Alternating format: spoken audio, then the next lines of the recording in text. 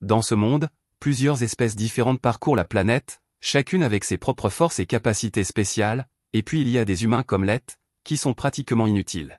Un jour, Let quitte son domicile dans l'espoir de devenir aventurier et se rend dans la grande ville pour s'inscrire. À son arrivée, il rencontre l'une des réceptionnistes qui l'aide à s'inscrire. Comme c'est la première fois qu'il s'inscrit à la guilde, elle lui dit qu'il commencera au rang F et, pour s'en assurer, elle confirme que Let sera complètement inutile. Elle lui demande s'il a au moins un don qu'il peut utiliser, et Let lui répond avec enthousiasme que son talent est le jeu de hasard gacha. La réceptionniste reste figée un instant, pensant avoir mal entendu, mais c'est bien ce qu'il vient de dire. Let a la capacité d'invoquer une roue gacha, et en appuyant dessus, il obtient à chaque fois un objet aléatoire. Il veut lui faire une démonstration, alors il appuie sur le bouton et l'objet qu'il reçoit est une fourchette tordue. Bon, écoutons-le, c'était probablement juste un coup de chance, alors il réessaie, mais cette fois-ci, il n'obtient que de la nourriture. Et ce n'est même pas de la bonne. La réceptionniste soupire et dit poliment à Let qu'il ne sortira jamais du rang F avec un tel pouvoir. Let lui demande s'il y a un travail qu'il peut accepter en tant que membre du rang F, et elle le dirige vers le tableau d'affichage où tous les emplois disponibles sont affichés.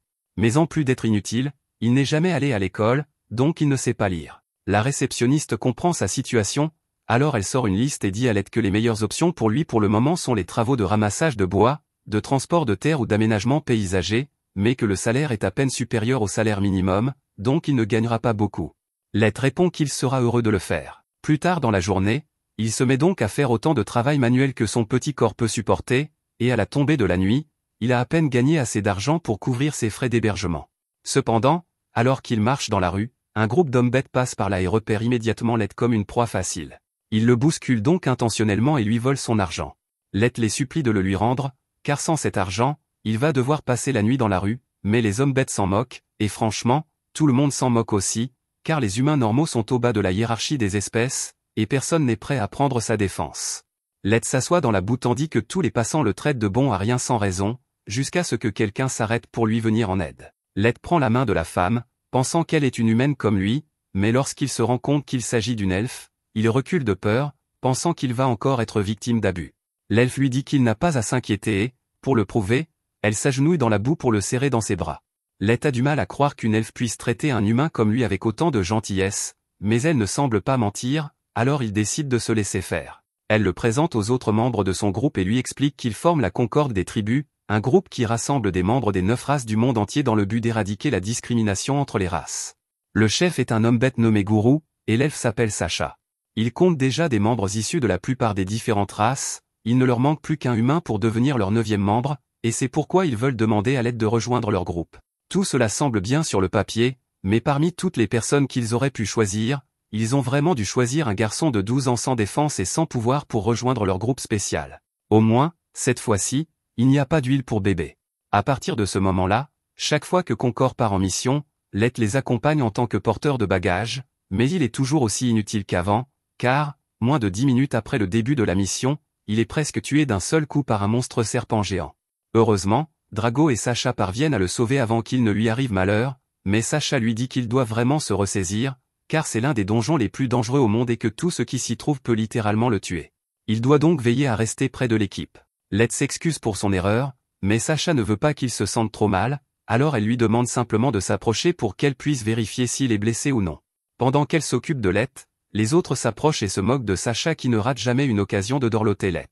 Ils ont terminé ici, alors le groupe continue à s'enfoncer dans le donjon avec Let au centre afin qu'il ne lui arrive rien de mal, mais lorsqu'ils arrivent à une partie étroite du chemin, Gourou dit que ce serait un bon endroit pour s'arrêter.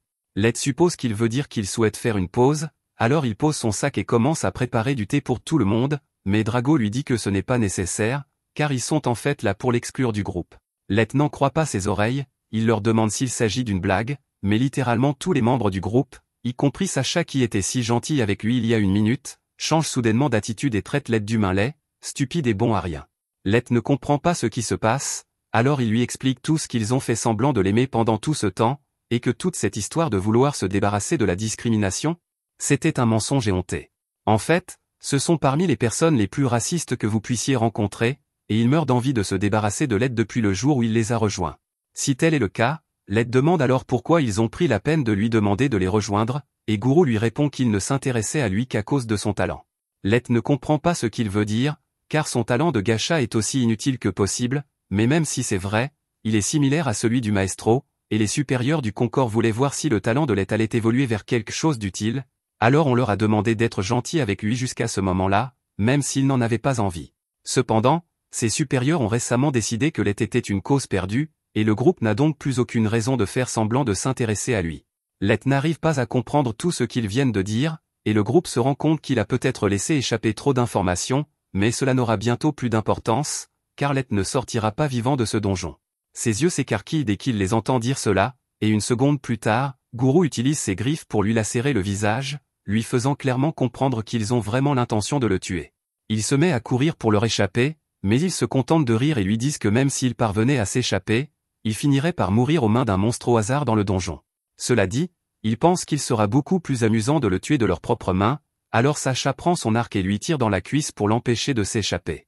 Ils apprécient tous les cris de terreur de Let, et Guru commence à le frapper pour le faire crier davantage, mais les autres lui disent d'arrêter car leur histoire de couverture est que Let a été tué par une attaque surprise de monstres, ils ne peuvent donc pas lui infliger de blessures suspectes. Let essaie désespérément de ramper pour s'enfuir, car il ne veut pas mourir ici, mais avec sa jambe blessée, Guru lui dit qu'il n'a aucune chance de s'échapper. Malgré tout, il continue d'essayer de s'enfuir et, par chance, il parvient à déclencher un piège de téléportation. Le piège l'envoie directement à l'un des étages les plus profonds, où Let est désormais à l'abri des membres de Concorde, mais cela ne signifie pas pour autant qu'il va survivre. Il est bien conscient de sa faiblesse et sait qu'il est fichu dès qu'un seul monstre apparaîtra. Il essaie d'accepter le fait que c'est la fin, mais il ne comprend pas pourquoi tout cela lui arrive. Au cours des 4 dernières années, tous les membres de Concorde l'ont traité avec respect et gentillesse, mais tout cela s'est avéré être un mensonge. Ils l'utilisaient simplement parce qu'ils pensaient qu'il était un maestro, et lorsqu'ils ont découvert qu'il ne l'était pas, ils ont essayé de le tuer en lui riant au nez. Ils refusent catégoriquement de les laisser s'en tirer comme ça. Peu importe la difficulté, il jure qu'il sortira d'ici vivant et qu'il les tuera tous, même si c'est la dernière chose qu'il fera.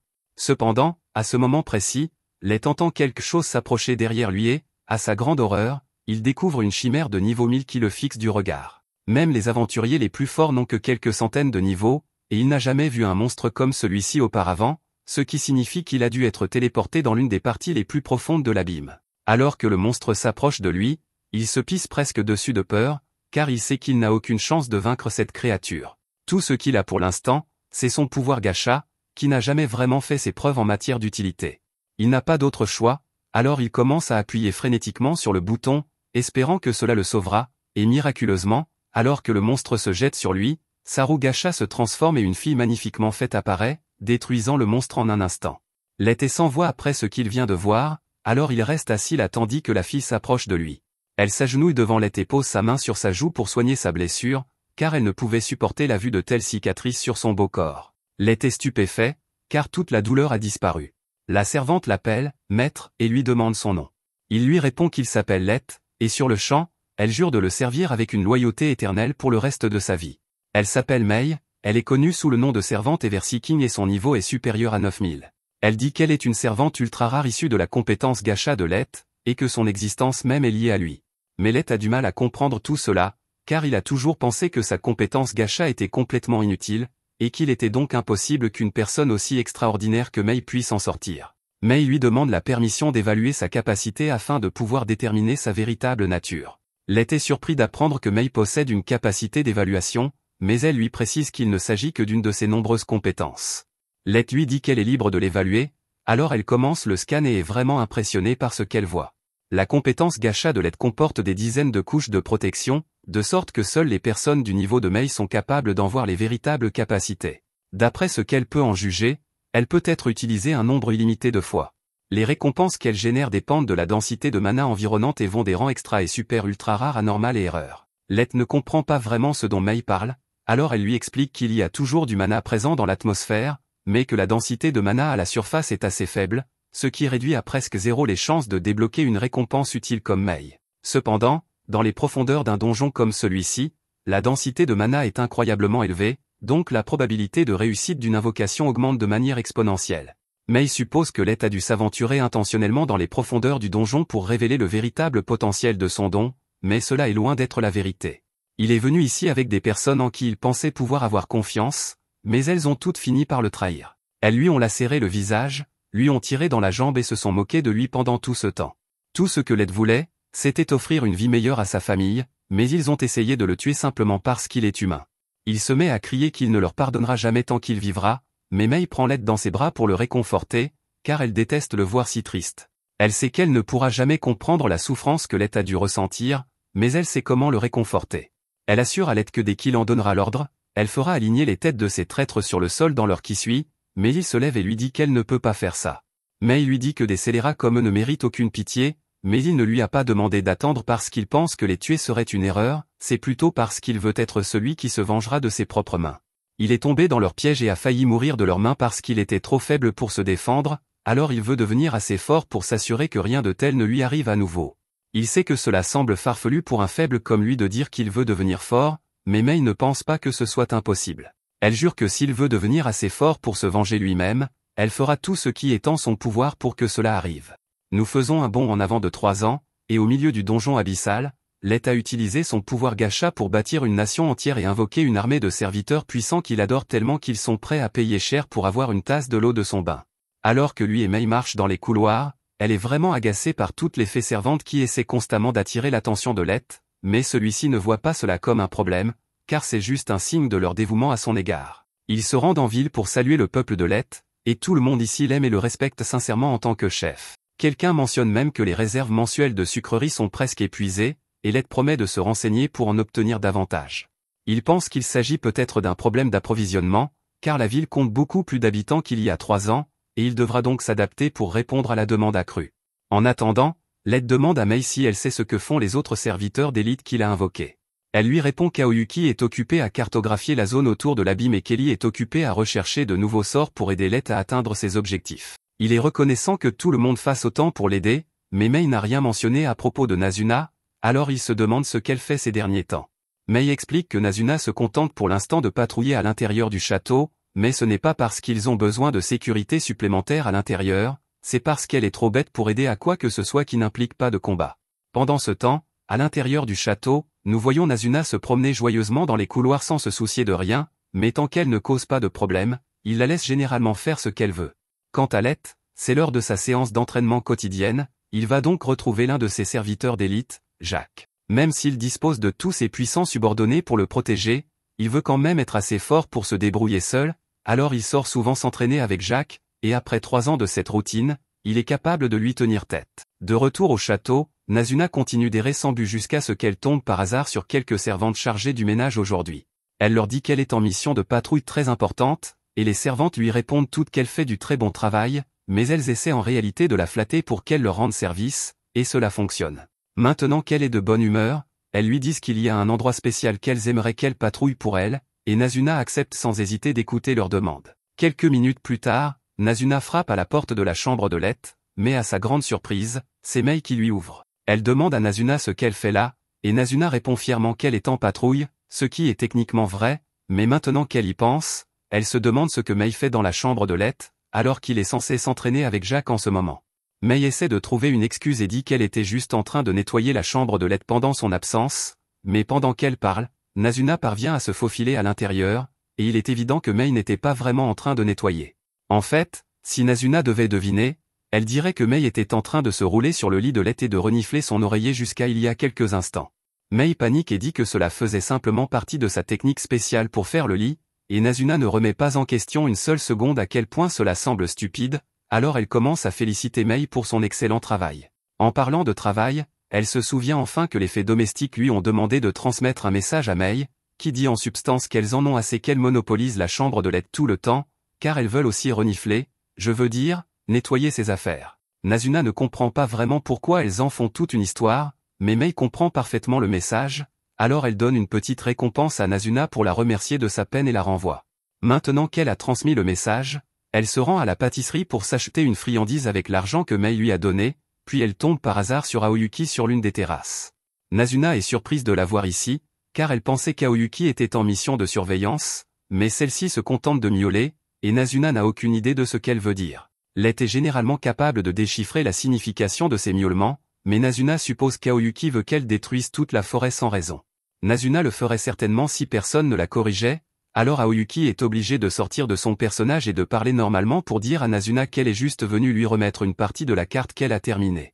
Nazuna rit et dit à Aoyuki qu'elle aurait dû le dire dès le début, alors elle prend la carte et part continuer sa patrouille. Sa prochaine étape est la salle du trône, et après s'être assurée qu'il n'y a personne aux alentours, elle commence à serrer le trône de Lett dans ses bras, car elle ne l'a pas vu de toute la journée.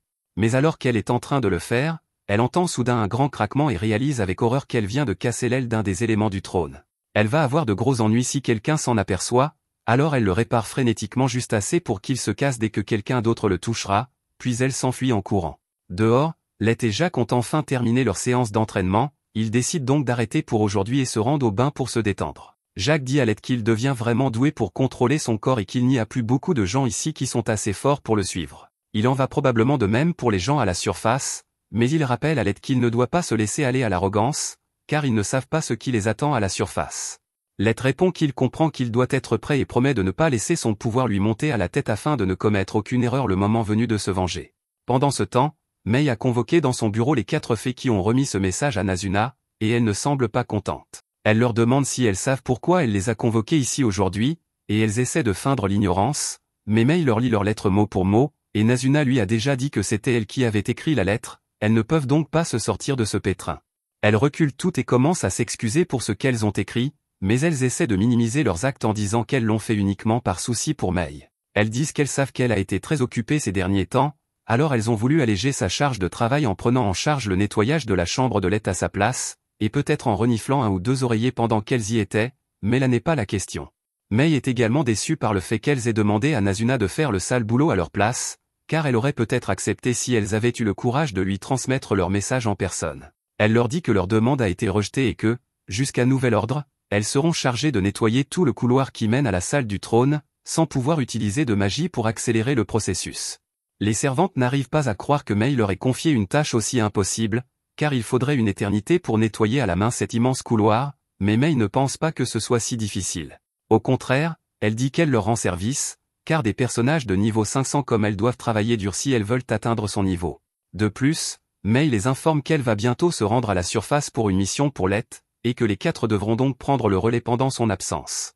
Plus tard, les 4 servantes se réunissent dans leur chambre et sont très contrariées par le fait que Mei les punisse pour avoir simplement émis une plainte. Elles trouvent injuste qu'elle soit la seule à pouvoir profiter du parfum de Lett, mais Mei est la plus forte d'entre elles ne peuvent donc pas lui tenir tête. Prime suggère qu'elle pourrait essayer de l'empoisonner, mais Ifumi a déjà vérifié et Mei est immunisée contre toutes les formes de poison, donc cela ne marcherait pas. Elles se résignent toutes à la défaite et se mettent à gémir en disant à quel point elles veulent nettoyer la chambre de Lett et renifler son lit. Ifumi va encore plus loin et dit qu'elle veut utiliser une des fourchettes usagées de Lett, mais comme cela semble bizarre quand elle le dit à voix haute, les autres la traitent de dégénérée et lui disent qu'elle va trop loin. Ifumi se défend en disant que tout le monde ici ferait probablement la même chose s'il en avait l'occasion, et qu'ils ne peuvent pas le nier, donc qu'ils sont en réalité tout aussi mauvais qu'elle. Maintenant qu'ils y réfléchissent, Mei n'est pas beaucoup mieux que puisqu'elle était dans le lit de Lett plus tôt dans la journée, et le fait qu'elle ait été la première que Lett ait invoquée signifie que pendant qui sait combien de temps, elle et Lett étaient seuls dans le donjon, et à ce moment-là, le niveau de Lett était si bas qu'il n'aurait pas pu se défendre contre les monstres, alors il s'est probablement accroché à Mei pendant tout ce temps. Ils deviennent tous fous de jalousie à l'idée que Mei ait pu faire des choses indécentes avec Lett à un moment donné, et Ifumi a la brillante idée de transformer leur énergie jalouse en malédiction. Ils s'assoient donc tous à table et commencent à scander sans cesse pour que Mei meure. Malheureusement pour eux, Mei se tenait devant leur porte pendant tout ce temps et elle a pu entendre chaque mot qu'ils venaient de dire à son sujet, alors elle leur demande s'ils ont quelque chose à dire pour leur défense. Les 4 se recroquevillent derrière la table et commencent à dire à Mei qu'ils ne lui souhaiteraient jamais rien de mal, mais Mei les a clairement entendus prier pour sa mort, alors elle leur demande ce que cela signifiait. Le groupe finit par admettre qu'elles étaient simplement jalouses parce que Mei avait été invoquée en premier et avait ainsi pu passer beaucoup de temps seule avec Lett, mais Mei leur dit qu'il ne s'est rien passé d'indécent entre elle et Lett. Il a fallu environ 3 mois à Lett pour invoquer Aoyuki, et pendant ce temps, Mei était occupée à lui enseigner les arts martiaux et l'histoire du monde, donc aucune débauche n'a eu lieu. Les filles sont soulagées d'entendre cela, mais Mei poursuit en leur disant qu'elle était venue ici à l'origine pour s'excuser de leur avoir infligé une punition si sévère, mais qu'après ce qu'elles viennent de faire, elle pense qu'elle devra peut-être être encore plus sévère qu'auparavant. Elle leur dit qu'elles devront désormais nettoyer toute la salle du trône en plus du couloir. Les 3 filles s'agenouillent aux pieds de Mei et la supplient de reconsidérer sa décision, car elles ne pourront jamais nettoyer la gigantesque salle du trône toutes seules, mais Mei leur répond qu'elle n'aurait pas dû y penser avant de décider de prier pour sa chute. Ils sont contraints de se mettre immédiatement au travail et, à ce rythme, ils devront peut-être travailler toute la nuit pour tout finir, mais alors que Ifumi dépoussière le trône, l'aile du luminaire cassé tombe et ils se taisent tous en réalisant à quel point ils sont dans le pétrin. Pendant ce temps, Nazuna est allongée dans son lit, sans se soucier de rien. Le lendemain matin, Light sort et rencontre Aoyuki, Nazuna et Ellie devant le portail d'entrée. Nazuna est particulièrement excitée de voir Light, car elle n'a pas pu lui parler du tout hier. Light veut aller droit au but, mais à ce moment-là, un chien de chasse apparaît de nulle part, et même si Light est assez fort pour ne pas être menacé, il se met à trembler de peur en se souvenant du jour où il a failli mourir à cause d'un de ses chiens. Les autres sont furieux qu'un simple chien ose effrayer leur seigneur, alors ils commencent à discuter de plans pour exterminer son espèce. Le chien n'a encore rien fait, mais il comprend qu'un seul faux pas signifierait sa fin, alors il se couche sur le sol et commence à gémir pour sauver sa vie. Light dit aux autres qu'il n'y a pas lieu de s'énerver autant, car il va bien, et il va même caresser le chien pour leur montrer qu'il ne le dérange pas. Il s'excuse auprès du chien de l'avoir effrayé, et s'il n'était pas intervenu, ils auraient en fait exterminé toute son espèce sans hésitation. Il demande à Light s'il y a une raison pour laquelle il leur a donné rendez-vous ici, et il répond que Mei lui a dit que tout était prêt pour la mission, et qu'ils peuvent enfin partir pour assouvir sa vengeance. Pendant ce temps, ailleurs dans le monde, Garou traverse une ville d'hommes-bêtes, et en tant que héros des bêtes, tout le monde ici le flatte. En fait, un type à l'arrière propose même de prostituer sa propre sœur, mais Garou n'est pas intéressé pour le moment. C'est alors qu'il aperçoit un pauvre humain fouillant les poubelles pour trouver quelque chose à manger, et ce gamin était loin de Garou, mais il décide de faire un détour juste pour pouvoir renverser l'enfant au sol et cracher sur son visage pour s'amuser. Ensuite, Garou et son équipe de larbins se dirigent vers une pièce privée afin de commencer à le lécher, figurativement, bien sûr. Ils lui disent qu'ils trouvent incroyable qu'il soit passé d'un pauvre enfant des taudis de bêtes à favori pour devenir le prochain chef. Même le chef actuel du village a reconnu sa puissance, alors il lui demande comment il a réussi à aller aussi loin. Garou se vante en disant qu'il utilise simplement son instinct pour choisir les meilleures missions pour lui-même, comme celle qu'il a prise il y a 3 ans. Il a été bien payé pour faire partie d'un groupe prétendument œuvrant pour l'unification des races, et tout ce qu'il avait à faire était de finir un humain soupçonné d'être un maître. Il n'a jamais vraiment confirmé si Light était mort ou non, mais vu sa faiblesse, il n'avait aucune chance de survivre tout seul là-bas, donc il pense qu'il est préférable d'oublier ce morveux. Cependant, un moment plus tard, Mei entre dans la pièce et s'enquiert de Light. Les larbins de Garou crient qu'elle n'a pas le droit de lui parler ainsi, mais Garou dit que ce n'est pas grave car il aimerait savoir de quoi elle veut lui parler. Mei explique qu'elle est une servante au service de Lord Light, et elle invente une histoire, affirmant que Light est de sang noble et qu'elle l'a cherché partout sur le continent. Garou est sceptique puisque les personnes qui l'ont engagé pour cette mission ont fait une vérification approfondie des antécédents de Light, et Light lui-même n'a jamais rien mentionné concernant une quelconque noblesse. Mais Mei ressemble définitivement à une servante de riche noble, donc il voit là une bonne opportunité de se faire de l'argent. Il lui demande ce qu'elle lui veut, alors Mei dit qu'elle a récemment découvert que Light serait apparemment mort dans le donjon il y a 3 ans, et elle aimerait que Garou la conduise à son dernier emplacement connu pour qu'elle puisse lui rendre hommage. Elle propose même de le payer en or massif pour sa peine, mais les sens de Garou l'avertissent que toute cette histoire est un piège. Cela lui semble bien trop louche qu'elle soit prête à payer autant juste pour qu'il la guide dans le donjon. Cependant, puisque Mei a l'air d'une femme humaine ordinaire, Garou chasse ses inquiétudes car il est impossible qu'un humain puisse le battre. Il accepte de la conduire au dernier emplacement connu de Light, mais il dit qu'il ne fait pas ça pour l'argent, il fait ça parce que Light était un bon ami à lui, et il veut aider de toutes les manières possibles. Mei sait que tout ce qu'il vient de dire est complètement bidon, mais elle doit rester dans son rôle, alors elle le remercie. 1 mois plus tard, le groupe approche de l'endroit où Light a disparu. Cependant, Garou n'a pas l'intention de respecter les termes de l'accord, donc dès qu'ils arriveront sur place, il prévoit d'attaquer Mei et de la laisser mourir de la même manière que Light. Une fois arrivé à l'endroit, Mei tombe à genoux, désespérée à l'idée de l'impuissance que Light a dû ressentir à ce moment-là. Pendant ce temps, Garou tente de monter une histoire comme quoi Light s'est fait attaquer par un monstre et est tombé dans un piège de téléportation avant que quiconque puisse le sauver. Mais pendant qu'il parle, plusieurs de ses hommes commencent à bloquer la sortie pour que Mei ne puisse pas s'échapper une fois qu'ils attaqueront.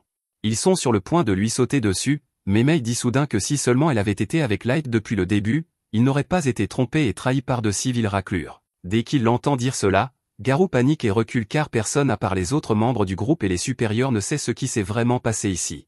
Il exige de savoir comment elle a découvert cela et l'accuse d'être un espion d'une des autres races.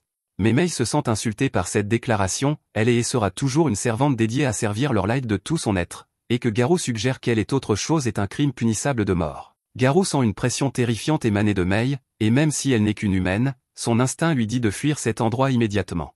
Cependant, alors que Mei était sur le point de perdre son calme et de tapisser le mur de sang d'homme-bête, Light apparaît et lui dit d'arrêter parce que Garou est sa proie à lui. Garou et ses hommes sont stupéfaits, aucun d'eux n'avait entendu Light approcher. Garou n'en croyait pas ses yeux, il n'avait même pas envisagé la possibilité que Light ait pu survivre. Light dit négligemment qu'il est de retour pour se venger, mais Garou commence à rire car il trouve hilarant qu'un humain de niveau 15 comme Light pense être assez fort pour se venger de quelqu'un comme lui qui est niveau 150. Garou ne sait pas comment Light a réussi à aller aussi loin, mais il est sûr que s'il tue Light et rapporte sa tête maintenant, il sera promu chef en un rien de temps. Light soupire et lui demande s'il ne va vraiment pas lui demander comment il a réussi à survivre avant de recourir à la violence, mais Garou suppose simplement que Light a eu de la chance et a été sauvé par Mei après avoir été téléporté, ce qui est en fait exactement ce qui s'est passé. Garou ordonne à ses hommes d'attaquer Light, alors deux se précipitent immédiatement pour frapper. Mais avant qu'ils ne puissent s'approcher trop, leurs têtes sont soudainement séparées de leur corps par Mei. Les hommes restants de Garou ne peuvent même pas suivre les mouvements de Mei, alors ils commencent à paniquer, mais Garou leur dit de se calmer car il est sûr que ce n'était qu'un coup de chance. Pendant ce temps, Light remercie Mei d'avoir pris l'initiative de le protéger, mais il dit qu'il peut se débrouiller tout seul à partir de maintenant, donc il veut juste qu'elle garde la sortie et s'assure que personne ne parte. Garou dit à ses hommes qu'il n'y a pas de quoi s'inquiéter car ils ne peuvent pas perdre face à une paire d'humains inférieurs, mais Light commence à en avoir marre d'entendre Garou continuer à dire à quel point il est meilleur que les humains alors qu'en réalité, c'est lui le faible ici. Garou n'y croit pas une seule seconde car il est bien connu que tous les humains sont faibles et ont peu de mana comparé aux autres races, donc il ne pourrait jamais être plus fort que lui. Si c'est ce qu'il croit vraiment, alors Light lui demande pourquoi deux de ses hommes ont la tête qui roule par terre s'ils sont tous plus forts que lui, mais Garou rejette cela en disant que c'est une erreur d'inattention. Lui et ses sbires sautent alors sur Light, qui ferme calmement les yeux et leur donne une leçon tout en levant à peine un doigt. Garou tombe au sol, les yeux exorbités, car il vient de recevoir un coup plus dur que jamais auparavant, et il n'a même pas pu le voir venir. Light se tient au-dessus de lui et lui demande si c'est vraiment le meilleur que lui et sa soi-disant race supérieure puissent accomplir, mais Garou ne supporte pas que Light le regarde de haut, alors il décide d'utiliser son atout maître et fracasse un collier au sol, invoquant un Fenrir de niveau 500 pour s'occuper de Light à sa place. Il crie fièrement que c'est la fin du chemin pour Light, mais Light lui dit que le niveau 500 est encore bien trop faible pour être un défi pour lui. Garou pense que Light a dû devenir fou de peur, il est impossible qu'il puisse vaincre un Fenrir tout seul. Il lui dit de s'agenouiller et de supplier s'il veut une mort sans douleur. Light voit que la différence de puissance n'a pas encore été comprise, alors il pose son bâton et dit à Garou qu'il ne bougera pas de cet endroit, donc il est libre de le frapper avec sa meilleure attaque. Garou est toujours convaincu que Light doit bluffer, alors il charge le souffle de la bête hurlante de son Fenrir et frappe Light avec assez d'énergie pour vaporiser une petite forteresse. Cependant, quand la poussière retombe, Light est toujours debout, indemne et immobile. Il trouve un peu gênant que Garou se soit vanté à propos d'une attaque qui n'a presque rien fait. Il trouve aussi bizarre que Garou continue d'appeler son invocation un Fenrir alors qu'il est à peine assez fort pour être classé comme un bébé Fenrir. Il sort alors une carte d'invocation et dit qu'il va montrer à Garou à quoi ressemble un vrai Fenrir, juste avant d'invoquer un dieu loup. C'est un Fenrir de niveau 9000 qui dépasse tout ce que Garou a jamais vu de sa vie, et après que Light lui ait ordonné de s'occuper de l'invocation de Garou, il souffle littéralement un peu d'air en direction du loup de Garou qui se retrouve soudainement gelé dans un bloc de glace. Voir Light sortir négligemment un loup capable de surpasser sans difficulté son invocation fait enfin réaliser à Garou à quel point il est foutu, mais Light lui dit que le dieu loup n'était que pour la démonstration car il aurait pu s'occuper de l'invocation de Garou tout seul s'il l'avait voulu. Pour rendre la différence de force absolument claire, Light active son écran de statut pour montrer à Garou qu'il est actuellement niveau 9999. Garou est maintenant absolument terrifié car il ne savait même pas que les niveaux pouvaient monter si haut, et il commence à penser que Light est un imposteur. Mais peu importe que ce soit le vrai Light ou non, car il va certainement le tuer vu la tournure des événements.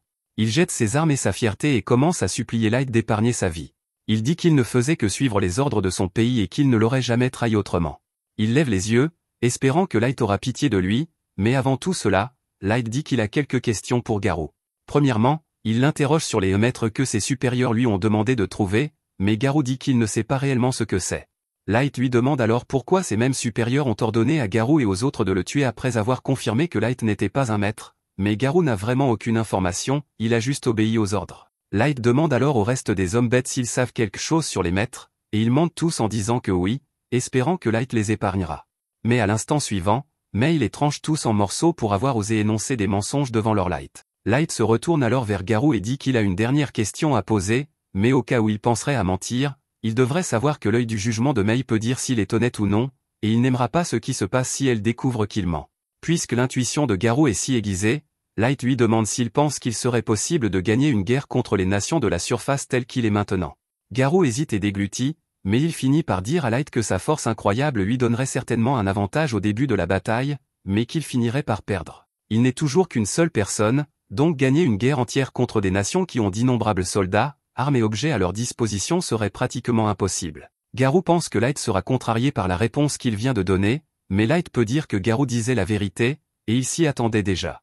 Cependant, il dit qu'il a quelque chose à montrer à Garou, alors il sort une carte de téléportation et transporte Garou et Mei jusqu'à la salle du trône. Garou se couvre la tête de peur car il ne sait pas ce que Light a prévu pour lui, mais quand il ouvre les yeux, il reste sans voix en voyant l'armée de Light dans toute sa gloire. Light marche jusqu'à son trône, et une fois là, il demande à tous ses subordonnés d'afficher leur niveau pour que Garou puisse voir à quel point ils sont puissants. Horrifié, Garou découvre que la plupart de l'armée de Light est au-dessus du niveau 5000, et même les plus faibles sont encore niveau 1500.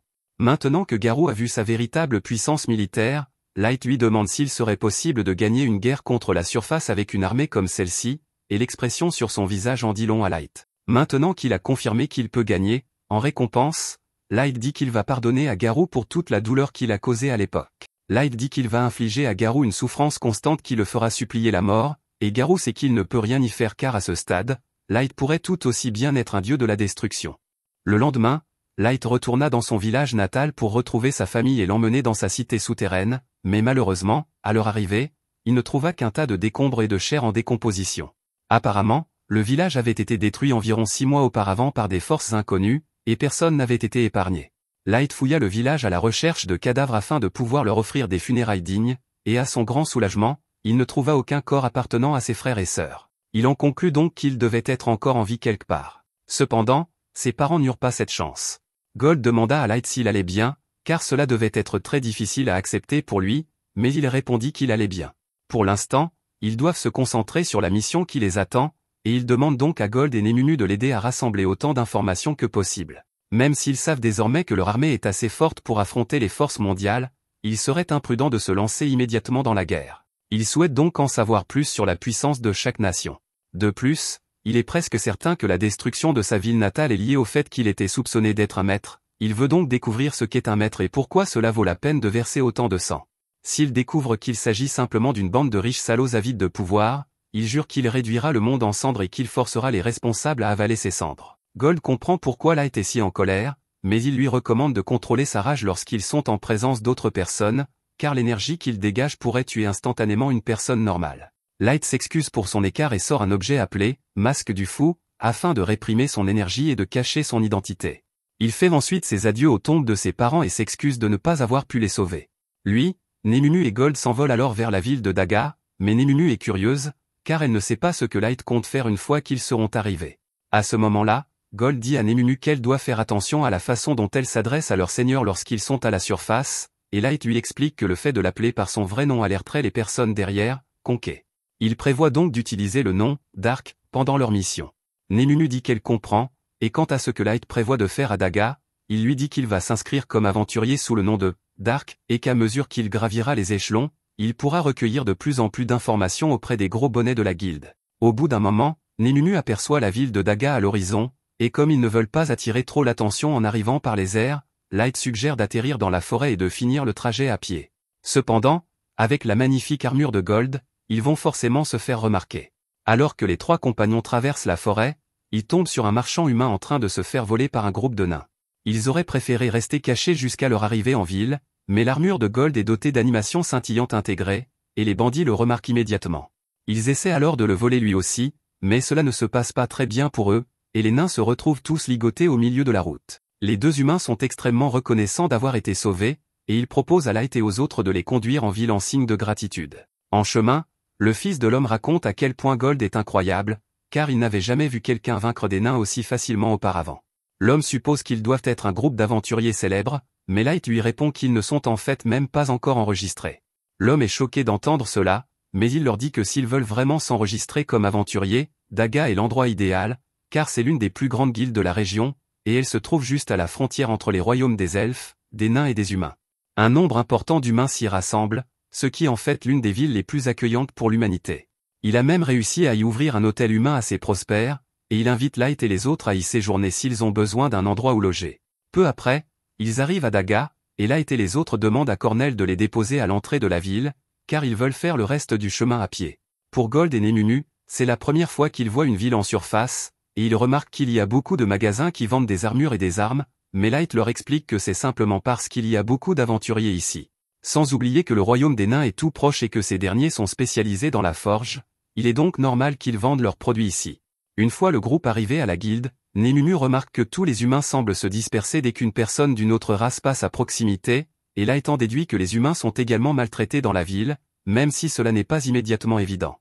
Il se dirige vers la réception pour s'inscrire et, comme d'habitude, il doit commencer au rang F. Light va donc devoir accomplir quelques quêtes pour augmenter son rang plus tard, mais avant cela, ils doivent trouver un endroit où séjourner.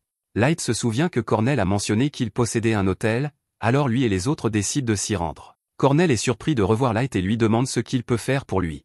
Light lui répond qu'il a une demande spéciale à lui faire. Il dit à Cornell qu'il aimerait louer tout le dernier étage de ce bâtiment et que personne, pas même le personnel de Cornell, ne doit y entrer sous aucun prétexte. En guise de paiement, il pose un sac rempli de pièces d'or sur la table, et Cornell reste sans voix, ne sachant que dire. Light dit qu'il peut payer plus si cela ne suffit pas, mais Cornell lui répond que c'est déjà 10 fois plus que nécessaire. Il dit qu'il ne peut pas accepter une telle somme de la part de l'homme qui lui a sauvé la vie plus tôt, mais Light insiste, alors Cornell finit par accepter cette offre généreuse et dit qu'il préparera les chambres dès que possible. Peu après, Light et les autres montent à l'étage, et il sort quelques cartes de sortilège bloquant la perception et les jette sur la pièce pour s'assurer que personne ne pourra les écouter. Il peut enfin se détendre sans avoir à s'inquiéter que quelqu'un l'espionne, alors il tire une chaise et s'assoit pour se reposer.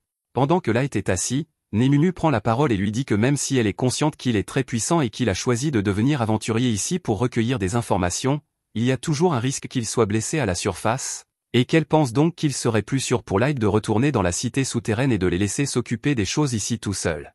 Light est quelqu'un de gentil, mais ce que Némumu vient de suggérer revient en gros à essayer de l'écarter de son propre plan de vengeance, ce qui le met extrêmement en colère, car elle dit en substance qu'elle le trouve trop incompétent pour y parvenir. Némumu se rend immédiatement compte qu'elle a fait une gaffe, alors elle supplie Light de lui pardonner son insolence, mais il est trop tard. Il semble prêt à tuer Némumu pour ce qu'elle a dit, et Gold sent que la tension monte, alors il rit et dit à Light que Némumu ne comprend tout simplement pas l'attrait de la vengeance. Il lui explique que Light veut se venger de ses propres mains, sans intermédiaire, et que c'est une noble cause à laquelle il faut tendre. En entendant les plaisanteries légères de Gold, Light se rend compte qu'il est peut-être allé trop loin, alors il se calme et s'excuse auprès de Némumu d'avoir laissé ses émotions prendre le dessus, car il sait qu'elle n'a dit cela que par souci pour sa sécurité. Mais Némumu reconnaît que c'est de sa faute si elle a dépassé les bornes avec ses commentaires, alors elle le supplie de lui permettre de lui jurer à nouveau allégeance. Light ne pense vraiment pas que ce soit nécessaire, mais il accepte quand même de la laisser faire. Némumu soulève alors doucement son pied et l'embrasse. Dans ce monde, un baiser sur le pied est la plus grande marque de respect que l'on puisse témoigner à un chef, mais Light n'a jamais vraiment apprécié cette coutume, surtout qu'il trouvait très gênant que tous ses subordonnés lui baisent les pieds les uns après les autres lorsqu'il les a convoqués pour la première fois. Même Gold reconnaît que c'est un peu bizarre, d'autant plus que Némumu semble y prendre beaucoup trop de plaisir. Le lendemain matin, Light et les autres se dirigent vers le donjon, et alors qu'ils traversent la ville, beaucoup de gens commencent à les dévisager, car Gold est plus bling-bling qu'un rappeur de SoundCloud et Némumu est vraiment très joli. Quant à Light, la seule chose qu'il trouve à dire, c'est qu'il a l'air bizarre avec ce masque, mais comme cela correspond bien à son personnage sombre, cela ne le dérange pas. Il y a une longue file d'attente pour entrer dans le donjon, mais Gold remarque qu'il ne semble y avoir aucun elfe. Light lui explique que c'est parce que les elfes et les nains sont actuellement en conflit pour savoir à qui appartient ce donjon, et qu'ils ont donc tendance à s'éviter. Némumu félicite Light d'avoir toujours la réponse parfaite à toutes les questions, et il apprécie le compliment, mais il lui demande si elle a vraiment besoin de se tenir si près de lui tout le temps, car sa poitrine lui écrase l'arrière de la tête. Elle lui répond que son travail consiste à assurer sa sécurité à tout moment, et qu'elle doit donc être aussi proche que possible de lui. Avant que Light n'ait le temps de protester, il remarque que 3 personnes ont doublé la file d'attente. Le plus petit est probablement un serviteur, et le deuxième semble être quelqu'un ayant reçu un entraînement modéré, mais quant au type devant, Light peut voir que tous ses mouvements sont vifs et précis, même avec l'arme encombrante qu'il porte sur le dos. C'est sans aucun doute un combattant chevronné, et quelques-uns des autres humains ont trop peur pour l'affronter, car il risquerait d'être abattu pour avoir osé lui parler. Cependant, Light n'a pas à s'inquiéter de cela, alors il affronte l'elfe et lui dit qu'il est impoli de passer devant tout le monde comme ça. L'elfe se met en colère lorsqu'il se rend compte qu'un humain ose lui parler, alors il saisit son épée, mais l'aîné qui l'accompagne lui dit que cela ne vaut pas la peine de faire tout ce tapage pour une chose pareille, alors le guerrier accepte de retourner à la fin de la file d'attente. Cependant, en passant devant Light, il l'avertit qu'il fera en sorte qu'il regrette de lui avoir manqué de respect. Une fois l'elfe parti, les autres humains dans la file félicitent Light d'avoir tenu tête à ce tyran, et les enfants de tout à l'heure viennent le remercier personnellement, car il n'avait pas eu le courage de le faire. Light leur dit qu'il n'y a pas lieu de le remercier, car il n'a agi que dans son propre intérêt, mais ils lui sont tout de même reconnaissants. À ce moment-là, l'un des enfants prend la parole et demande à Gold si son armure est vraiment en or, car tout le monde ici est curieux, mais avant que Gold ne puisse répondre, Némumu leur dit qu'aucune partie de l'armure de Gold n'est en réalité en or, sinon elle serait trop fragile pour offrir une quelconque protection. L'enfant s'apprête alors à demander si Gold la porte uniquement pour attirer l'attention, mais ses amis l'en empêchent, car ce serait une question impolie. Cependant, Gold explique qu'il la porte effectivement pour attirer l'attention, car il n'y a pas de meilleure couleur pour représenter l'exemple brillant qu'il donne en tant que chevalier. Les enfants demandent à Light et aux autres si c'est la première fois qu'ils se rendent dans le donjon, et Light le confirme, mais il leur demande comment ils l'ont deviné. Les enfants expliquent que cet étage est assez vaste, donc les aventuriers doivent souvent camper à l'intérieur, mais le groupe de Light n'a pas apporté de matériel de camping, ils en ont donc déduit qu'ils n'étaient jamais venus ici auparavant. À ce moment-là, le garde appelle le groupe suivant à entrer, alors les enfants disent au revoir et courent ensemble dans le donjon. Pendant ce temps, Light et les autres se demandent s'ils devraient commencer à transporter de faux bagages, car même s'ils ont tout ce dont ils ont besoin dans une boîte à objets, ils ne voudraient pas que les gens les prennent pour des débutants. Peu de temps après, c'est leur tour d'entrer dans le donjon, et c'est la première fois que Light pénètre dans un donjon autre que l'abîme. Les donjons sont remplis de mana qui devient plus puissant à mesure que l'on s'enfonce dans leur profondeur, ce qui conduit souvent à la création de monstres et de pièges.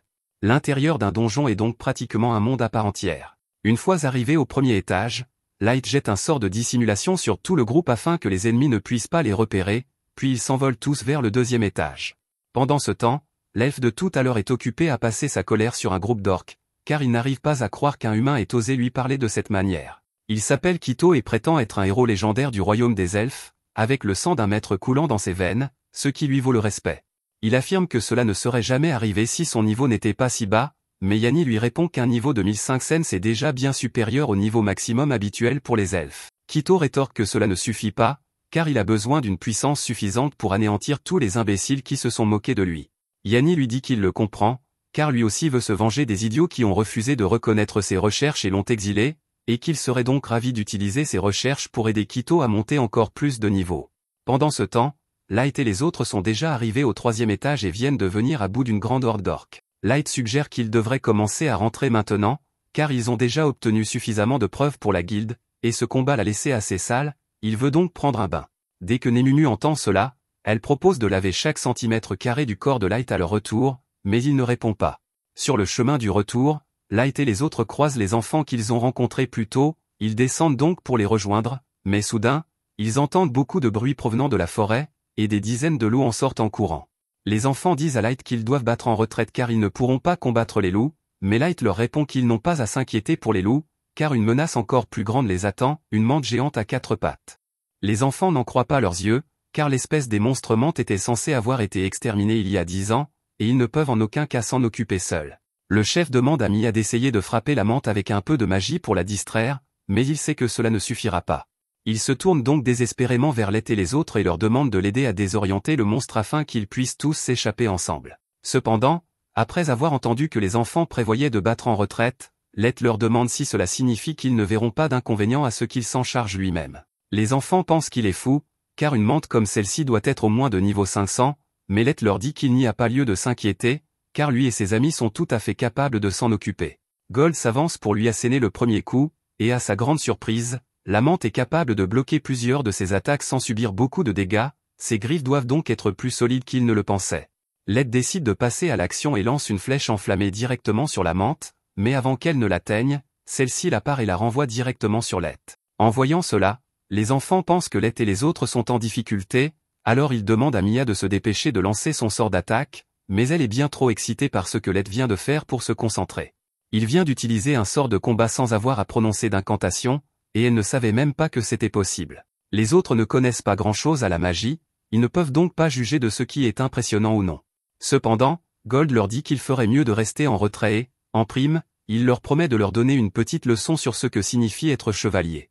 Il leur explique notamment qu'un bouclier ne sert pas uniquement à se défendre. Alors que la mante religieuse l'attaque, il se retourne et part parfaitement son attaque, brisant la pince de la mante au passage. Il leur explique ensuite qu'un chevalier ne doit jamais manquer une occasion de frapper. Alors que la mante est encore sous le choc de la perte de sa griffe, Gold se précipite derrière elle et lui coupe une patte. Let intervient alors avec d'autres flèches enflammées, mais cette fois-ci, lorsque la mante les dévie, les flèches changent simplement de trajectoire et lui transpercent le dos. Let a pris le contrôle des flèches, donc désormais, quoi que fasse la menthe, elles atteindront toujours leur cible. Tous les membres de la menthe finissent par être arrachés, et elle réalise qu'elle n'a aucune chance de vaincre Let, alors elle s'enfuit vers la forêt. Let est surpris qu'elle soit assez intelligente pour décider de battre en retraite, mais il ne va pas la laisser s'échapper après tout ça. Il lance un mur de feu devant la menthe pour l'empêcher d'atteindre la forêt, et Mia est complètement bouleversée, car elle n'a jamais vu personne utiliser une magie tactique aussi étendue et instantanée. La menthe n'a plus nulle part où aller, mais elle a toujours ses ailes, alors elle s'envole dans le ciel pour tenter une dernière fois de s'échapper. Cependant, avant qu'elle ne puisse s'enfuir, Nemunu saute à sa poursuite et la découpe en morceaux dans les airs. Après son retour au sol, Gold lui dit qu'elle a fait une erreur, ce qui l'énerve car elle pensait avoir fait exactement ce que Let voulait en détruisant la menthe, mais Gold lui fait remarquer qu'elle a également détruit toutes les parties de valeur, et qu'il leur est désormais impossible de vendre quoi que ce soit à leur retour en ville. Nemunu réalise rapidement qu'elle a vraiment tout gâché, alors elle commence immédiatement à supplier Let de lui pardonner, mais il lui dit que ce n'est pas grave. Pendant ce temps, les enfants se tiennent tous à l'écart, se demandant s'ils ont vraiment vu un humain vaincre une menthe quadrisite ou s'ils ont tout halluciné. Quelques minutes plus tard, en fouillant dans la bave de la menthe, les enfants trouvent par hasard sa gemme magique, qui, par chance, est encore intacte. Let pourra donc la présenter comme preuve de son exploit. Mais avant qu'il ne parte, l'un des enfants s'approche de lui et lui demande s'il fait partie d'un célèbre groupe d'aventuriers ou quelque chose du genre, car il semble bien trop fort pour être un débutant. Cependant, Let leur apprend qu'ils sont tous effectivement classés F, et les enfants ne savent plus quoi croire. Maintenant que le combat est terminé, Mia utilise sa magie pour créer une boule d'eau et propose à Let de l'utiliser pour se laver et se débarrasser de la substance visqueuse de la menthe. Let lui est reconnaissant d'utiliser son précieux mana pour lui permettre de se laver, mais elle répond que c'est le moins qu'elle puisse faire. Comme il se fait tard, le chef demande à Let et aux autres s'ils souhaitent camper avec eux pour la nuit, en partie parce qu'il est dangereux de se promener une fois la nuit tombée, mais aussi parce que Mia souhaite vraiment parler de magie avec Let. Comme cela ne présente aucun danger, Let accepte de rester. Pendant que le groupe mange, Mia pose toutes sortes de questions à Let sur son passé, mais comme il ne peut pas vraiment lui révéler ses plans, il invente une fausse histoire et dit que ses deux parents étaient de puissants mages, ce qui explique pourquoi il est si doué pour lancer des sorts sans incantation. Cela semble logique pour Mia, mais son frère dit qu'il ne comprend toujours pas pourquoi c'est si impressionnant. Après l'avoir entendu dire cela, elle se lance dans une longue tirade sur l'incroyable magie de Let. Il existe 3 grandes catégories de magie, la magie de combat, qui peut être utilisée sur une seule cible, la magie tactique, qui affecte une large zone, comme le pare-feu utilisé précédemment par Let, et enfin, la magie stratégique, qui a le potentiel d'affecter le monde à l'échelle globale. Elle permet notamment de créer des tremblements de terre ou des chutes de météorites, mais nécessite généralement qu'un groupe de mages d'élite réunissent leur mana et récitent des incantations pour y parvenir. Pour les autres races, lancer des sorts avancés est facile, mais les humains, en revanche, sont rarement capables d'accomplir une telle chose. C'est pourquoi elle était si étonnée qu'un humain comme Let puisse réaliser un tel exploit. Le frère de Mia ne comprend toujours pas grand-chose à la magie, mais d'après ce que Mia lui a dit, il se rend compte que Let doit être vraiment incroyable. Cependant, il dit à Mia de se féliciter elle aussi, car sa magie était suffisamment bonne pour lui valoir d'être recommandée à l'académie de magie par le Dachi. Cela attire l'attention de Let, qui demande s'ils font référence à celle qui est en charge de la nation formée conjointement par les 9 races, la principauté des 9. Mia le confirme, et Gold reconnaît qu'elle doit être une magicienne talentueuse pour avoir été reconnue par la principauté. Le frère de Mia est d'accord, mais malheureusement, leurs 2 parents sont morts d'une épidémie, elle n'a donc pas pu se permettre d'aller à l'académie, et ils ont été obligés de créer un groupe d'aventuriers avec 2 de leurs amis d'enfance, Jinra et Wardy, juste pour pouvoir survivre. À l'heure actuelle, leur objectif est de gagner suffisamment d'argent en explorant des donjons pour envoyer Mia à l'académie, mais Mia dit qu'elle est heureuse de passer du temps avec eux, et qu'ils n'ont donc pas besoin de se surmener pour elle. Son frère lui assure qu'il ne fera rien d'imprudent, et voir Mia et son frère parler ainsi rappelle beaucoup à Let le temps qu'il passait avec sa petite sœur. À ce moment-là, Mia et son frère demandent à Let pourquoi il a décidé de devenir aventurier. Il invente alors une histoire et leur raconte que ses parents sont morts dans un incendie et qu'il a été gravement brûlé, et qu'il cherche donc une potion magique pour se soigner. Cela semble vraiment difficile, et personne ne sait plus quoi dire. Jinra n'aime pas cette tension, alors il se lève et demande si Gold et Nemunu sortent ensemble. Nemunu se met immédiatement sur la défensive et répond qu'elle ne sortirait jamais avec quelqu'un comme Gold, tandis que Gold, beaucoup plus calme, dit qu'il n'est pas intéressé par une femme aussi immature que Nemunu. Pendant que les deux se disputent, ailleurs dans le donjon, Kito est occupé à tuer des orques afin d'obtenir les échantillons dont Yanni a besoin pour son expérience visant à dépasser les limites imposées à chaque race. Maintenant qu'il a suffisamment de matériel magique, il dit que tout ce dont il a besoin, c'est d'un cobaye humain, et Kito sait exactement qui il veut traquer pour l'expérience. Quelque temps plus tard, Let se rend à la guilde pour échanger sa dernière récolte de pierres magiques. Une foule importante se forme autour de lui, car personne n'a jamais vu quelqu'un revenir avec autant de gemmes magiques. Après avoir vaincu la menthe, Let et les autres se sont fait un nom dans la ville, et les gens appellent désormais leur groupe Black Matley. Les réceptionnistes ont commencé à les traiter beaucoup mieux ces derniers temps, et Let est heureux de recevoir toute cette attention, car c'était son objectif depuis le début. Alors que lui et les autres se dirigent vers le donjon, un homme sur la route l'interpelle soudainement, et Nemunu se met immédiatement sur la défensive, mais l'homme dit qu'il ne cherche pas à causer des problèmes. Il dit s'appeler Sullivan et que son ami est Gilbert. Ils ont entendu dire que Let et son groupe avaient réussi à vaincre une menthe quadrisite et à atteindre le 5e étage, alors quand il l'a vu passer, il a tenu à lui parler. À ce moment-là, le reste du groupe de Gilbert et Sullivan leur dit qu'il est temps d'entrer dans le donjon, alors ils disent au revoir à Let et se dirigent à l'intérieur. Let trouve ça cool de donner de l'espoir aux autres humains de la ville, mais il y a plein d'autres races qui sont jalouses de son pouvoir et pensent qu'il est un imposteur. Il s'attendait un peu à ce qu'il refuse d'accepter ses exploits, mais il va devoir les forcer à le reconnaître en leur montrant des résultats indéniables. Une fois dans le donjon, il annonce à Gold et Nemunu qu'il prévoit de redescendre au 5e étage aujourd'hui, mais avant cela, il aperçoit les enfants qu'il a rencontrés précédemment et décide d'aller les saluer. Mia et les autres sont surpris de voir Let, car cela fait longtemps qu'ils ne se sont pas croisés, mais le frère de Mia dit que c'est le moment idéal, car Mia a quelque chose à lui donner. Mia est un peu nerveuse au début, mais elle tend à Let un petit coquillage contenant une pommade qu'elle a fabriquée elle-même. Elle se souvient qu'il avait mentionné avoir de graves brûlures sur tout le corps, alors elle l'a préparé pour aider à soulager un peu la douleur. Let est très reconnaissant de ce geste gentil, même s'il se sent un peu coupable de lui avoir menti au sujet de ses brûlures. Pour se rattraper, il décide de lui rendre l'appareil et sort l'un de ses objets pour l'offrir à Mia. C'est un bracelet, et il est vraiment très joli, alors Mia hésite à accepter un cadeau aussi précieux. Let lui dit que son cadeau lui a vraiment fait chaud au cœur, et qu'il veut donc le lui offrir en guise de remerciement.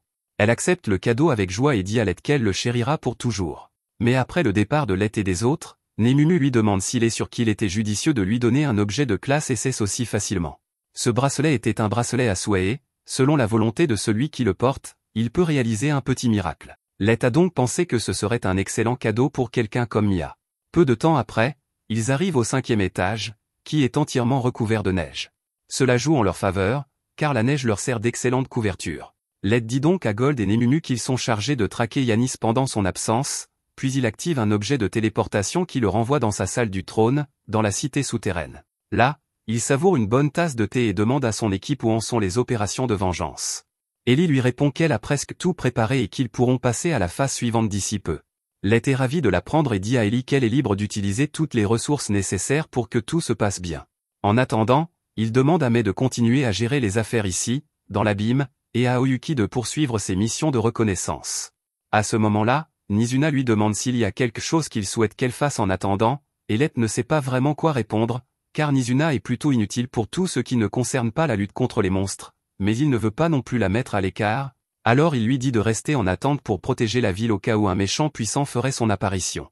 Cela lui suffit, et elle jure que personne ne passera devant elle pendant qu'elle monte la garde. Let est impatient que son plan se mette en œuvre, car il veut savourer l'expression misérable sur le visage de Sacha lorsqu'il la confrontera.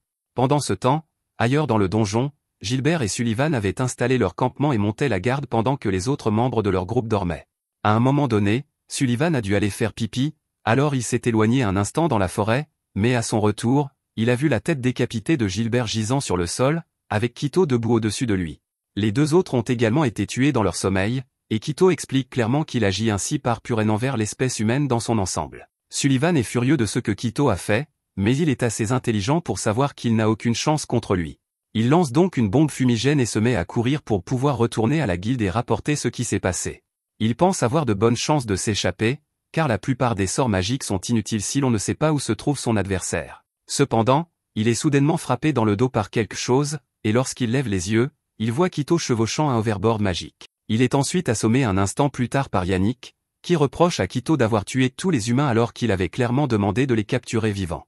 Quito ne voit pas où est le problème, car cela n'a aucune importance s'il a tué quelques humbles humains, et ce n'est pas comme si Yannick se souciait vraiment de leur vie.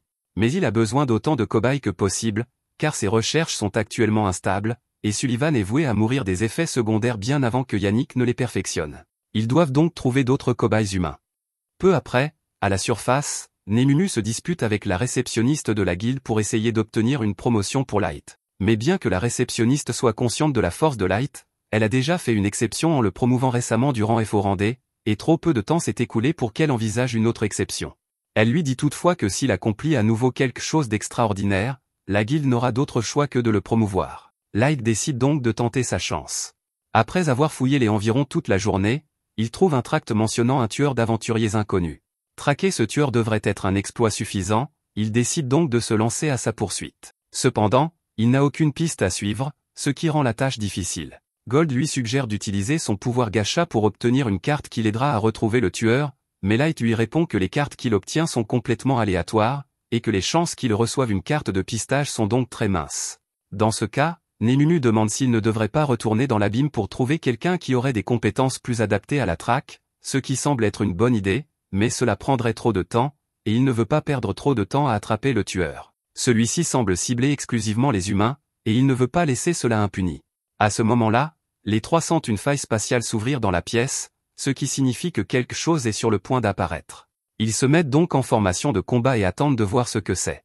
Cependant, à la surprise de Light, lorsque le portail s'ouvre, il voit Mia tomber du portail, inconsciente, et après l'avoir rattrapée, le bracelet miracle qu'il lui a donné se brise en deux.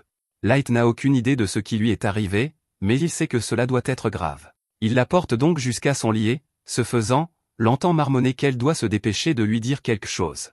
Il jette un sort de guérison sur Mia pour l'aider à se remettre, mais elle n'est toujours pas en état de parler. Light s'excuse, mais il va devoir fouiller un peu dans son esprit. Il lui jette un puissant sortilège mental et, ce faisant, il voit un flashback de Mia et du reste de son groupe rencontrant un deuxième groupe d'aventuriers. Le deuxième groupe les a avertis de faire attention, car on a signalé la présence d'un tueur d'aventuriers dans les environs, et cet homme ne s'en prendrait qu'aux humains. Les enfants en avaient entendu parler, mais ils pensaient qu'il s'agissait simplement d'un monstre solitaire. Cependant, maintenant qu'ils y réfléchissent, un monstre ne s'attaquerait pas spécifiquement aux humains.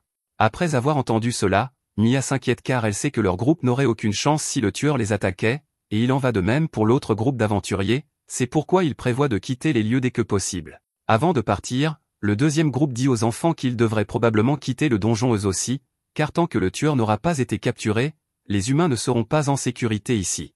Les enfants prennent cet avertissement au sérieux et décident de partir dès que possible, mais comme ils ne s'attendaient pas à devoir remonter à la surface en urgence, ils sont tous très fatigués. Ils ne parviennent donc pas à revenir avant la tombée de la nuit, mais ils ne peuvent pas s'arrêter, car ils ne savent pas quand le tueur frappera à nouveau.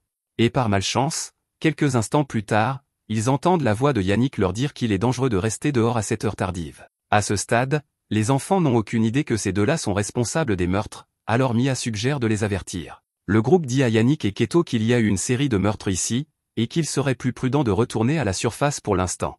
Keto et Yannick les remercient pour cette information précieuse, et au début, les enfants sont soulagés, pensant que cela signifie qu'ils sont juste des aventuriers normaux comme eux. Mais Yannick commence alors à dire qu'il aurait aimé faire plus d'efforts pour dissimuler son attaque et celle de Keto, car la nouvelle s'est répandue et tous les aventuriers humains ont compris et évitent désormais le donjon. Dès qu'ils l'entendent dire cela, les enfants sont glacés d'effroi en réalisant que les tueurs qui les inquiétaient tant sont les personnes qui se trouvent juste devant eux, et Keto semble vraiment apprécier l'expression de terreur pure sur leur visage. Les enfants sont tous terrifiés, mais ils savent qu'ils n'ont aucune chance de s'en sortir tous, même s'ils s'enfuient. Les trois garçons sortent donc leurs armes et disent à Mia de s'enfuir pendant qu'ils lui font gagner du temps. Keto se sent insulté que de simples humains puissent penser avoir une chance contre lui. Alors que le frère de Mia se précipite vers lui, il lui tranche la poitrine sans hésiter. Il fait de même avec les deux autres, et bien qu'ils ne soient pas encore morts, leurs blessures sont si graves qu'ils sont pratiquement à l'article de la mort. Malgré cela, ils se remettent debout et crient à Mia de s'enfuir pendant qu'ils se précipitent sur Keto, ce qui le met encore plus en colère, alors il décide de les tuer sans hésiter. Yannick lui crie dessus, car il ne pourra plus utiliser ces deux-là comme cobayes maintenant qu'ils sont morts. Cependant, Keto lui dit de se taire, car il n'était pas question de les laisser vivre alors qu'il lui manquait de respect, se battant pour leur vie et tout ça, donc Yannick devrait toujours pouvoir mener à bien ses expériences. Yannick admet qu'un magicien est particulièrement précieux en tant que sujet de recherche, mais il dit que ces garçons auraient pu être tout aussi précieux, alors Keto promet de ne plus tuer d'autres cobayes à partir de maintenant. Mais avant que Yannick ne commence ses expériences sur Mia, Keto prévoit de lui faire subir des choses terribles juste pour s'amuser, et même Yannick ne veut pas être impliqué dans cette débauche, alors il rappelle simplement à Keto de s'assurer que Mia ne meurt pas et se détourne. Mia est terrifiée alors que Keto la domine avec des intentions malveillantes, mais avant qu'il ne puisse faire quoi que ce soit, son frère se remet soudainement sur pied et crie à Mia de s'enfuir. Yannick est étonné qu'il ait réussi à s'accrocher à la vie malgré ses blessures graves, et c'est le genre de ténacité dont il a besoin chez un sujet d'expérience, alors il dit à Keto de s'assurer de capturer le garçon vivant à tout prix. Son corps est sur le point de lâcher, mais cela n'a aucune importance pour lui à présent, car la seule chose qui compte pour lui est de s'assurer que Mia s'enfuit. Il lui répète de s'enfuir, et même si elle ne veut pas abandonner son frère, elle sait que c'est sa seule chance, car Keto est actuellement distrait. Elle se retourne donc et se met à courir. Dès que Keto se rend compte qu'elle s'enfuit, il se prépare à la poursuivre, mais Elio tente de le frapper. Même s'il n'a aucune chance de blesser Keto, cela suffit à le distraire et à gagner quelques secondes supplémentaires pour Mia. Keto veut vraiment tuer le frère de Mia et en finir, mais Yannick lui rappelle qu'il a besoin du garçon vivant et qu'il ne doit donc pas lui infliger de blessures mortelles. Pendant ce temps, Elio marmonne tout seul, essayant de trouver un moyen de gagner le plus de temps possible pour permettre à Mia de s'échapper, et il repense à la leçon que Gold lui a apprise lors de leur première rencontre. Gold lui a dit qu'il était normal de penser qu'une épée sert à attaquer et qu'un bouclier sert à se défendre, mais que le combat repose sur la créativité et l'habileté, et qu'il faut donc être capable de surprendre son adversaire si l'on veut gagner. Elio met cette leçon en pratique et lance son épée sur Keto. Keto suppose qu'il s'agit d'une attaque, il se penche donc en arrière pour esquiver la lame, mais pendant qu'il ne fait pas attention, Elio se rapproche et le frappe à la mâchoire avec son bouclier, renversant Keto. C'est le mieux qu'Elio puisse faire, mais il est très fier de lui, car même s'il va mourir ici, il a au moins réussi à porter un coup net à Keto. Keto n'arrive pas à croire qu'un simple humain ait réussi à le toucher, et il se sent tellement humilié et enragé qu'il ignore complètement la demande de Yannick de laisser Elio en vie et utilise son épée pour lui transpercer l'abdomen d'un coup de lance lumineux. Contre toute attente, Elio ne meurt pas sur le coup, et Keto prévoit de le faire souffrir autant que possible pour avoir osé frapper son visage majestueux, mais Yannick l'arrête et lui dit qu'il doit immédiatement partir à la recherche de Mia, car si elle parvient à s'échapper, les choses se compliqueront lorsque la guilde découvrira ce qu'ils ont fait ici. Keto est toujours en colère, mais il comprend le point de vue de Yannick, alors il fait demi-tour et se lance à la poursuite de Mia. Mia court aussi vite qu'elle le peut depuis un moment déjà, mais avant qu'elle ne puisse atteindre la sortie, Keto lui barre le chemin avec 3 lames de lumière. Mia n'en revient pas, car elle ne pensait pas qu'il serait capable de la rattraper aussi rapidement, mais Keto possède l'arme légendaire de la nation des elfes, l'épée Grandius, qui lui permet de créer autant de lames de lumière qu'il le souhaite et de les déplacer à sa guise. Il lui dit qu'il est inutile de courir, car avec ses lames, la rattraper est un jeu d'enfant, mais Mia refuse toujours d'abandonner. Elle jette un sort et lance quelques glaçons sur Keto afin de lui obstruer la vue et de pouvoir s'échapper dans la forêt, mais après avoir couru quelques minutes supplémentaires, Keto la retrouve et la jette à terre. Il lui dit qu'elle devrait être reconnaissante d'être sacrifiée pour le bien d'un futur héros légendaire comme lui, mais Mia lui crie qu'il ne mérite pas d'être appelé ainsi. Le titre de héros légendaire est réservé aux personnes qui sont à la fois fortes et gentilles comme Light, mais Keto, en revanche, n'est qu'un loser qui aime intimider ceux qui sont plus faibles que lui. Ces paroles touchent Keto au vif, car il se souvient que les autres elfes se moquaient de lui, le traitant de tyran bon à rien qui ne s'en prend qu'aux plus faibles. C'est en partie pour cette raison qu'il a été banni de la société elfique, mais il refuse d'accepter qu'il est le problème et reproche plutôt à tous ceux qui l'entourent de ne pas reconnaître à quel point il est formidable. Il perd la tête sous le coup de la colère et oublie complètement de garder Mia en vie, s'apprêtant à la frapper. Mia comprend qu'elle ne peut échapper à cette attaque, mais elle refuse toujours d'abandonner et tente désespérément de trouver un moyen d'atteindre Light pour lui demander de l'aide, et c'est alors que le bracelet se met en action. De retour au présent, après avoir appris tout ce que Mia et les autres ont enduré, Light est fou de rage. Il dit donc à Gold et Nemunu de se préparer à partir, car il s'apprête à s'en prendre à ses elfes. De retour dans le donjon, Yannick tente de soigner les blessures d'Elio, mais vu l'état de son corps, il semble déjà trop tard pour le sauver, et il est vraiment bouleversé d'avoir perdu un spécimen aussi précieux. À ce moment-là, Keto revient et Yannick lui demande s'il a réussi à capturer la fille, mais il répond qu'il a perdu sa trace. Dès qu'il entend cela, Yannick commence à paniquer. Il demande à Keto comment il a pu se laisser battre par une petite fille, mais Keto répond que ce n'était pas sa faute, car comment aurait-il pu savoir qu'elle allait disparaître comme ça dans les airs? Yannick n'arrive pas à y croire, car il est impossible qu'une enfant humaine comme elle ait un objet de téléportation sur elle, mais c'est pourtant bien ce qui s'est passé, et il doit donc accepter la réalité, à savoir qu'ils sont tous les deux fichus. Si Mia rapporte ce qui s'est passé à la guilde, ce n'est qu'une question de temps avant que la nouvelle n'atteigne la nation des elfes, et dès qu'ils auront découvert où se trouve Keto, ils se lanceront à sa poursuite pour avoir volé l'épée Grandius. Pour aggraver les choses, la nation elfique enverra très certainement le chevalier en chef à leur poursuite, et on dit qu'il est d'environ niveau 3000, tous ces chevaliers personnels étant au moins de niveau 2000. En d'autres termes, Keto et Yannick sont cuits. Leur seule chance de survie serait maintenant d'essayer les recherches de Yannick afin de rendre Keto assez fort pour affronter les chevaliers elfiques, mais avant qu'ils ne puissent partir pour le faire, Light apparaît soudainement et leur dit qu'ils n'iront nulle part. Keto reconnaît Light comme étant celui qui l'avait interpellé pour avoir doublé la file d'attente lorsqu'il était entré dans le donjon, mais il ne comprend pas comment un humain a pu le surprendre ainsi alors qu'il est de niveau 1500. Light est attristé de voir Jinra et Wordy gisant sans vie sur le sol, et comme il est déjà trop tard pour les sauver, il leur ferme les yeux et s'excuse de ne pas être arrivé plus tôt. Gold attrape alors le corps d'Elio, qui semble encore avoir un peu de vie en lui, ce qui laisse penser que Light pourrait encore le sauver. Il jette un sort de guérison sur Elio, puis se retourne pour demander à Keto pourquoi il a fait une chose pareille. Mais peu importe, il se moque des raisons égoïstes qui les ont poussés à agir ainsi, car ils ont fait souffrir ses amis, et il jure sur son nom qu'il leur fera subir une douleur si insupportable qu'ils supplieront qu'on leur accorde la douce délivrance de la mort. Light demande à Nemunu et Gold de rester en dehors de ça, car il veut s'en occuper seul, et Keto est offensé que Light semble penser qu'il peut le vaincre seul. Il en a assez que des humains insignifiants le défient tout le temps, alors qu'il est largement supérieur, alors il dit qu'il prendra tout son temps pour torturer Light avant de le tuer.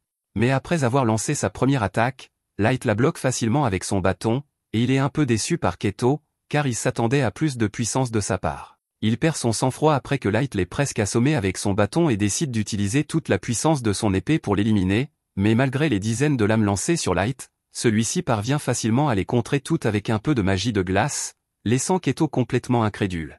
Il commence à piquer une crise de colère parce qu'il ne peut pas accepter qu'un humain soit en fait meilleur que lui, et il se met à dire qu'avec la grande épée de l'ancien maestro, il ne devrait pas perdre comme ça. Light n'écoutait pas vraiment, mais dès qu'il entend Keto mentionner un maestro, il devient intéressé, car c'est le genre d'information qu'il recherche. Light demande à Keto comment il connaît les maestros, mais celui-ci rit et répond qu'il est impossible qu'il ne les connaisse pas. Après tout, il est né avec le sang d'un maestro.